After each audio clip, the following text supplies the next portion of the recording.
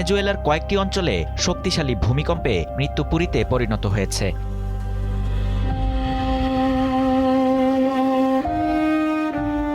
মাত্র ৩৯ সেকেন্ডের ব্যবধানে আঘাত হানা দুটি শক্তিশালী ভূমিকম্প ব্যাপক ভবন ধস ও অবকাঠামোগত ক্ষতিতে এ পর্যন্ত ২৩৫ জনের প্রাণহানির খবর পাওয়া গেছে।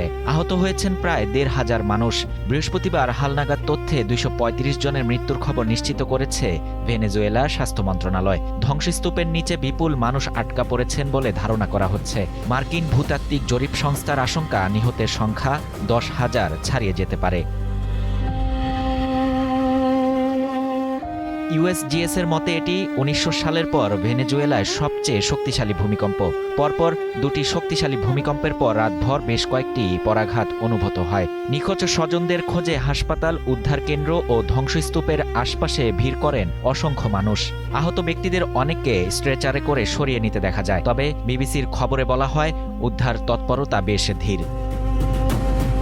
অসংখ্য মানুষ ধসে পড়া ভবনের মধ্যে আটকা পড়ে আছেন। স্থানীয় বাসিন্দারা বলছেন তাদের উদ্ধারে কেউ আসছেন না। ইউএসজিএস এর পূর্বাভাস ভিত্তিক মডেল বলছে, এই ভূমিকম্পে মৃতের সংখ্যা যে কয়েক হাজারে পৌঁছাবে তা অনেকটা নিশ্চিত করে বলা যায়।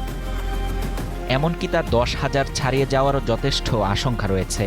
ভেনেজুয়েলার বিরোধী নেতাদের উদ্যোগে নিখোঁজ ব্যক্তিদের সন্ধানে একটি ওয়েবসাইট চালু করা হয়েছে। এতে কারাকাস সময় বেলা ১১টা ৪৫ পর্যন্ত ৩৯,০০০-এরও বেশি মানুষকে নিখোঁজ হিসেবে তালিকাভুক্ত করা হয়েছে। স্থানীয়রা বলছেন, ভেনেজুয়েলার অনেক দুর্গম ও বিচ্ছিন্ন এলাকায় এখনও উদ্ধারকারী দল পৌঁছাতে পারেনি। পাহাড়ি অঞ্চল ও নৌপথ নির্ভর জনপদে পৌঁছানো কঠিন হওয়ায় হতাহতের প্রকৃত সংখ্যা আরও বাড়তে পারে। দীর্ঘদিনের অব্যবস্থাপনা ও বিনিয়োগের অভাবে অনুসন্ধান ও উদ্ধার সক্ষমতাও দুর্বল হয়ে পড়েছে। এছাড়া চলমান পরাঘাত উদ্ধার কাজকে আরও জটিল করে তুলছে।